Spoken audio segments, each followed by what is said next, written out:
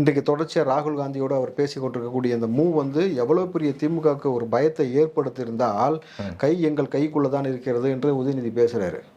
Okay, கை எங்கள் கைக்குள்ளே இருக்குது, நீ பேச வேண்டிய அவசியம் இன்றைக்கி ஏற்பட்டிருக்கு, அவ்வளோ பெரிய நெருக்கடிக்கு உனக்கு ஏற்பட்டிருக்கு. ஏன்னா ராகுல் என்ன நினச்சாருன்னு சொல்லிடுறேன். ராகுலுடைய விஷயத்தில் அவர் சொன்ன விஷயம் அவருக்கே அரசியல் புரிதலில் கேட்டது.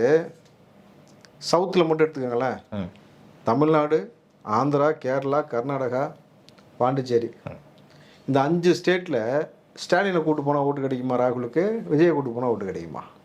கட்டாயம் விஜய் போனால் தான் ஓட்டு கிடைக்கும். அப்போ யார் அவர் ப்ரிஃபர் பண்ணுவார்? இதற்கு மேலே ஆட்சி அதிகாரத்தில் பங்கு கொடுப்பது விஜய். மக்கள் இன்னைக்கு ஒட்டுமொத்த நபரும் வந்து விஜயை தான் சூஸ் பண்ணியிருக்கிறாங்க.